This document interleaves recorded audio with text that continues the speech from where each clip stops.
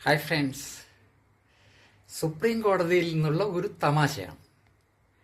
Supreme കോടതി ഭരണഘടനാ ബെഞ്ചിന് മുമ്പാകെ നടന്നുവരുന്ന ശബരിമല യുവതീ പ്രവേശന കേസിലെ വാദപ്രതിവാദങ്ങൾക്കിടെ ഗൗരവതരത്തിലുള്ള നിയമപ്രശ്നങ്ങളോടൊപ്പം സരസമായ ചില പരാമർശങ്ങളും ഉയർന്നു വരുന്നുണ്ട്.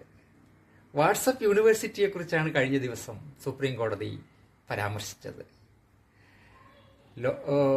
ഒരു കേസിലെ ഒരു കക്ഷിയുടെ അഭിഭാഷകൻ വാദങ്ങൾക്കിടെ ശശി തരൂരിന്റെ ഒരു ലേഖനത്തെ പരാമർശിച്ചപ്പോഴാണ് ലോകത്തുള്ള ഏത് മികച്ച വിജ്ഞാനവും ചിന്തയും സ്വീകരിക്കുന്നതിന് സുപ്രീം കോടതിക്ക് മടിയില്ലെങ്കിലും വാട്സപ്പ് യൂണിവേഴ്സിറ്റിയിൽ നിന്നുള്ള വിവരങ്ങൾ ഇവിടെ വിളമ്പരുതേ എന്ന് ജസ്റ്റിസ് നാഗരത്ന വളരെ സരസമായി പരാമർശിക്കുകയുണ്ടായി.